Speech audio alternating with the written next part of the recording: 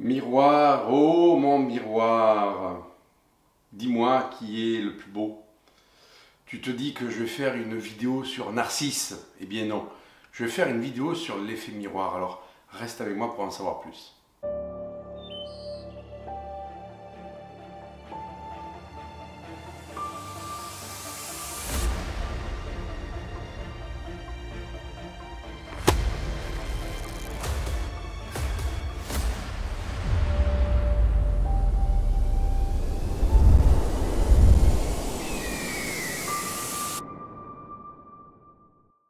Bonjour, je suis heureux de vous retrouver pour une nouvelle vidéo.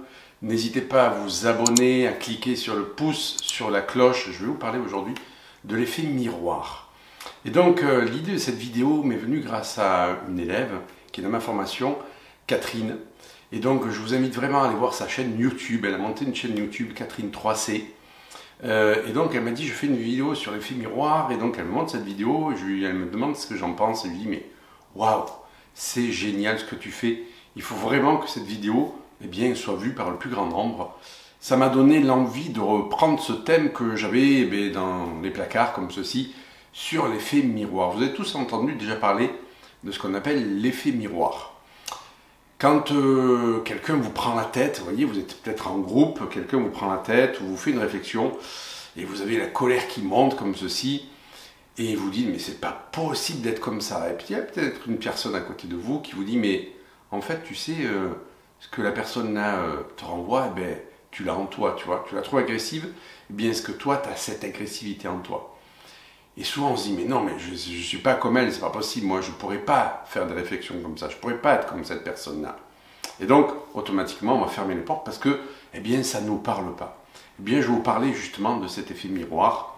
Comment ça fonctionne? En fait, quand vous regardez dans un miroir, d'accord, vous êtes d'accord avec moi, vous ne voyez que vous... Non, je me suis trompé, c'était la face grossissante que j'avais mis. Donc, quand vous regardez dans un miroir, en fait, vous ne voyez que vous, on est d'accord.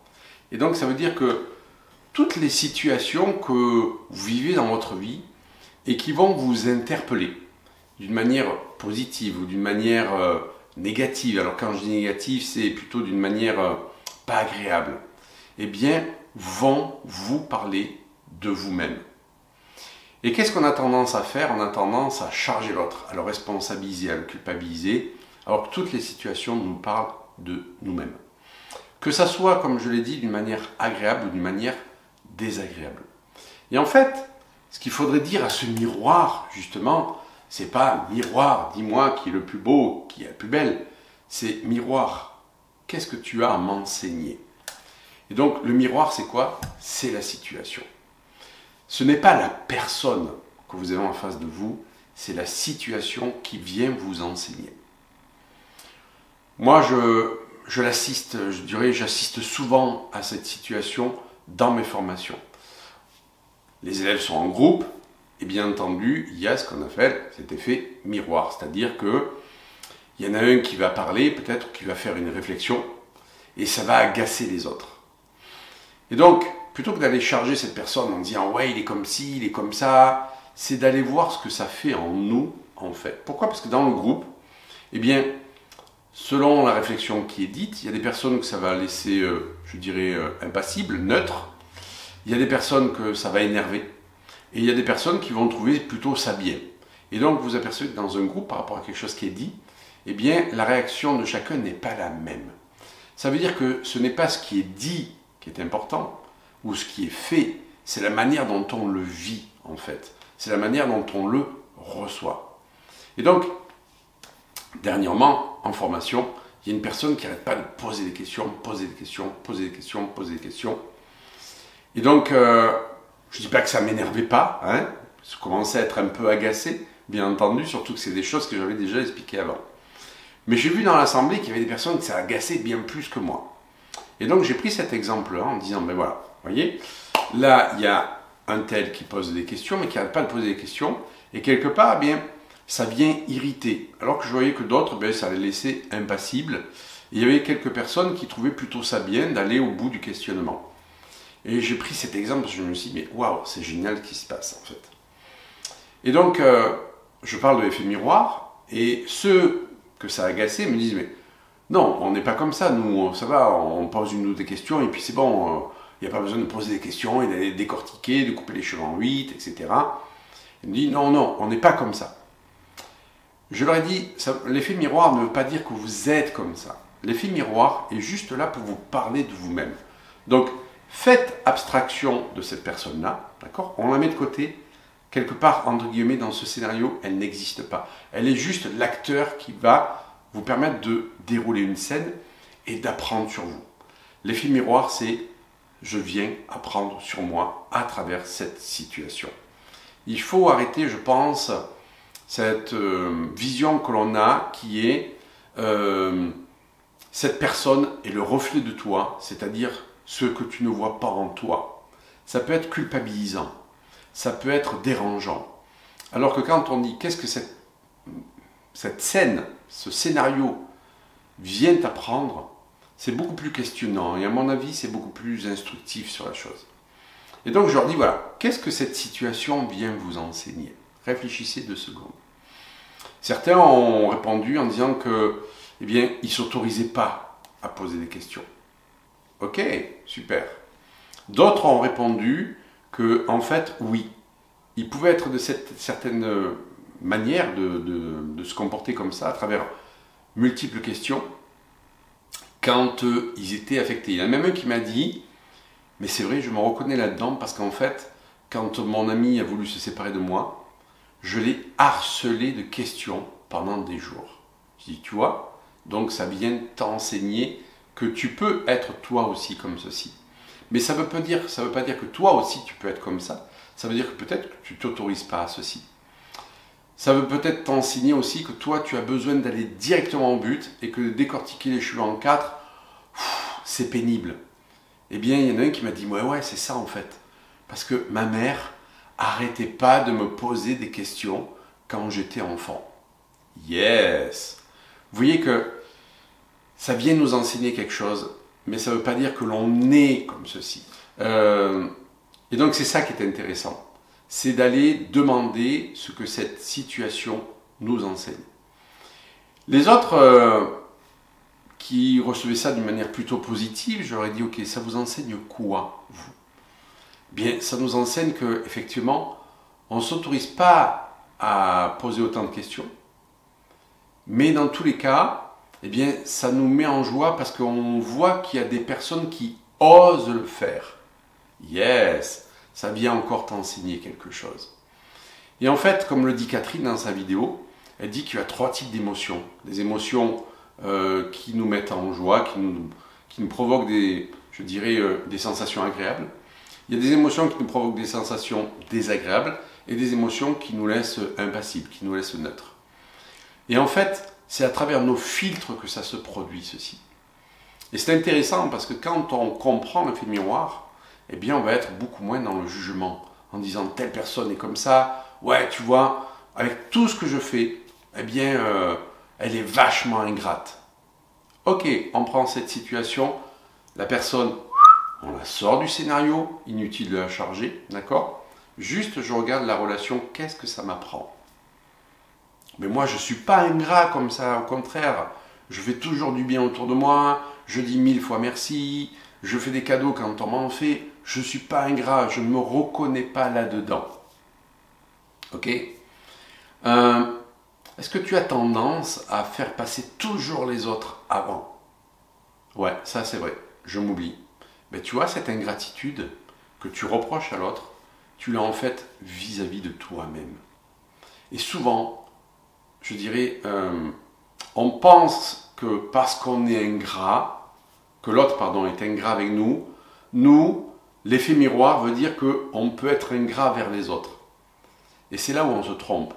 Parce que la plupart du temps, je dirais, ce que l'autre nous renvoie vient nous parler de la relation que l'on a avec nous-mêmes.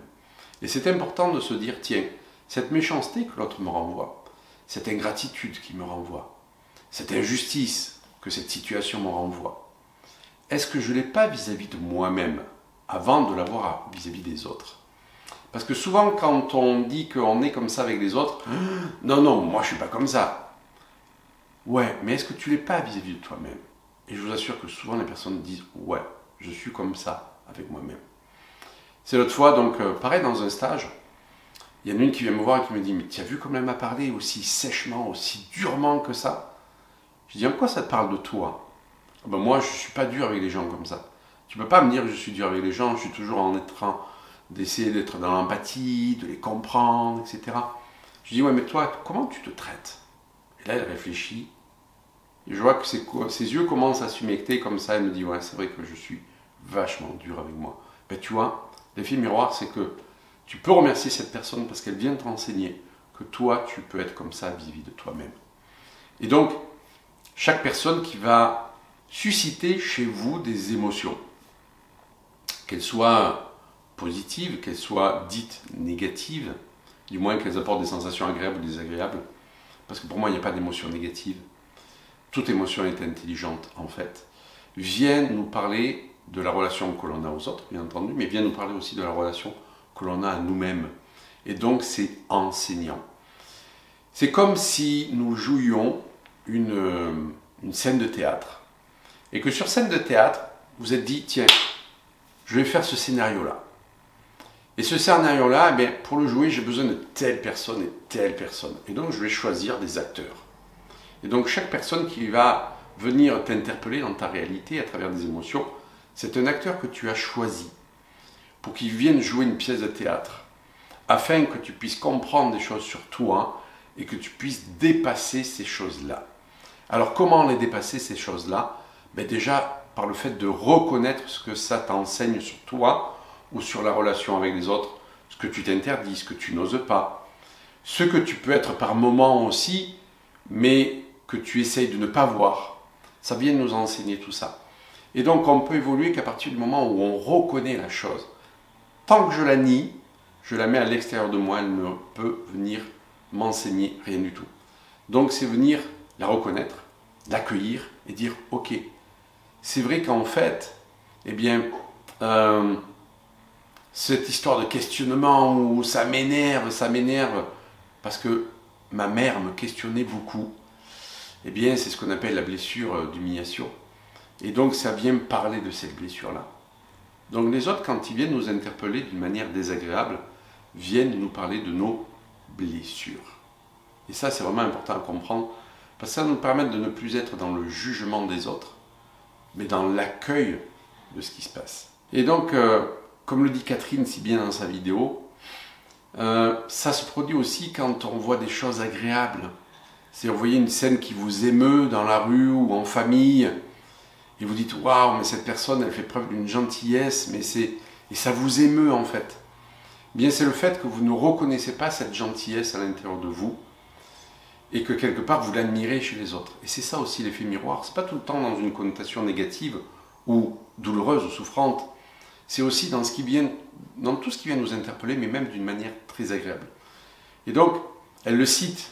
Je ne vais pas reprendre son exemple. Moi, je l'ai observé des tas de fois dans ma vie en me disant waouh, mais moi, j'arrive pas à être comme ça. J'arrive pas à être aussi dans l'humilité, dans la gentillesse, dans cette notion-là. Vous savez, ces personnes qu'on peut admirer et qui font un effet miroir en se disant mais moi je ne peux pas être comme ça. Et bien souvent c'est parce qu'on ne regarde pas la réalité en face et qu'on est dans une fausse humilité parce qu'on a pu se surprendre souvent à être dans cette gentillesse et dans cette humilité. Voilà, je voulais apporter ma pierre à l'édifice à travers cette notion d'effet miroir. Je vous invite vraiment à aller voir cette vidéo.